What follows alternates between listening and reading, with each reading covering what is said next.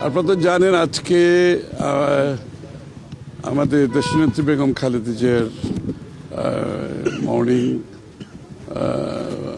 জানাজা ফিউনারাল সব কিছু মিলিয়ে আমাদের অনেক বিদেশি বন্ধুরা পরিবারের প্রতি সহানুভূতি জানানোর জন্য এসছে এখানে এর মধ্যে আসছে ভারতের পররাষ্ট্রমন্ত্রী আসছে, পাকিস্তানের স্পিকার আসছে, তারপরে নেপালের পররাষ্ট্রমন্ত্রী আসছে, ভুটানের পররাষ্ট্রমন্ত্রী আসছে, তারপরে মালদ্বীপের সিনিয়র এডুকেশন মিনিস্টার আসছেন, তারপরে শ্রীলঙ্কার ফরেন মিনিস্টার আসছেন। সব দেশে মানে সার্ক কান্ট্রি, সাউথ এশিয়ার সব দেশ রিপ্রেজেন্টেড হয়েছে এবং সিনিয়র মিনিস্টার লেভেলে সবাই আসছে, যারা আসছে সিনিয়র মিনিস্টার লেভেলে আসছেন।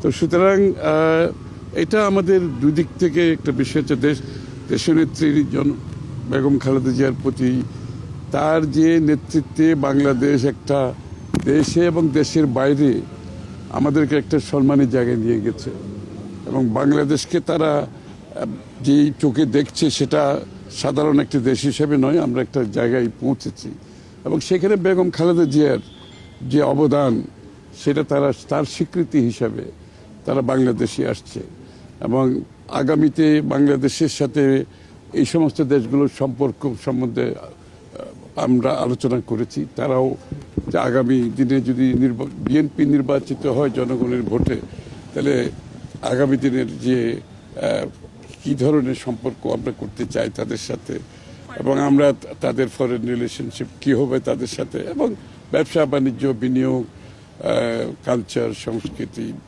তারপরে ট্যুরিজম, সব কিছু মিলিয়ে সবার একটা আগ্রহ বাংলাদেশের সাথে কাজ করার। আগামী নির্বাচিত সরকার আসলে এটা খুব গুরুত্বপূর্ণ এবং তারা এটার উপর গুরুত্ব দিচ্ছে।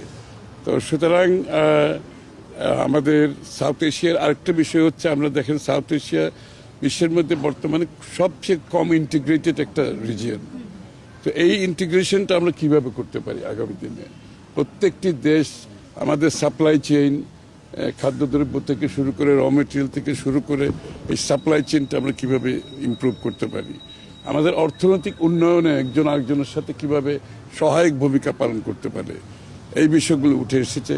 আমাদের কূটনৈতিক সম্পর্ক কি হবে এই অঞ্চলের, সার্কের বিষয়টা, যেহেতু সার্ক কান্ট্রি সবাই আসছে এখানে, আপনারা দেখেছেন যে সাউথ এশিয়ান সবাই আসছে, সুতরাং সার্কের ব্যাপারে একটা ইন্টারেস্ট আছে সবার। তা আগামী দিনের সার্কের ভবিষ্যৎ নিয়ে আলোচনা হয়েছে। সার্বিকভাবে সাউথ এশিয়ান ইন্টিগ্রেশনটা আমাদের সামনে উঠে এসেছে, আলোচনায় চলে এসছে। এবং সবচেয়ে বড় কথা হচ্ছে যে দেশনেত্রীর প্রতি তাদের যে ভালোবাসা, তাদের যে সম্মান, যে রেসপেক্ট, এবং আপনি চিন্তা করেন খুব কম সময়ের মধ্যে এতগুলো দেশ থেকে এতগুলো সিনিয়র মিনিস্টার রিপ্রেজেন্ট করেছে এবং তাদের ফ্যামিলির প্রতি সহানুভূতি প্রকাশ করেছে, তারেক সাহেবের প্রতি তাদের এটাও তো একটা, যে তারেক সাহেবের সাথে দেখা করা মানে তো তারেক সাহেবের উপর একটা আস্থার প্রমাণ করে এখানে, যে তার নেতৃত্বে তার আছে বলে, আস্থা আছে বলেই তারা কিন্তু ওনার সাথেই দেখা করেছে। এটা কোনো সরকারি ভিজিট নয়, কিন্তু ওনার পরিবারের জন্য এই ভিজিট, ওনার সাথে দেখা করার জন্য ওনারা আসছে, ওনার সাথে ওনারা দেখা করেছেন, কথা বলেছেন। সো দিস ইজ বাংলাদেশের ইতিহাসে এটা একটা বড় ধরনের একটা এক্সাম্পল আমরা দেখেছি, যে আসলে নেতৃত্ব সৎ হলে, সাহসী হলে, গণতান্ত্রিক হলে, দেশের প্রতি ভালোবাসা থাকলে যে কত বড় একটা পরিবর্তন একটা দেশে হতে পারে, সেটার প্রমাণ আমরা দেখেছি দেশনেত্রী তিরোধানের মাধ্যমে। এবং তার প্রতি এই অঞ্চলের সমস্ত দেশগুলির সম্মান, সারা বিশ্বের যে সম্মান দেখিয়েছে, এটা কিন্তু আমাদের বাংলাদেশের জন্য আমাদেরকে এখন যেটা আমাদের উপর দায়িত্ব হচ্ছে, এটাকে ধরে রাখতে হবে।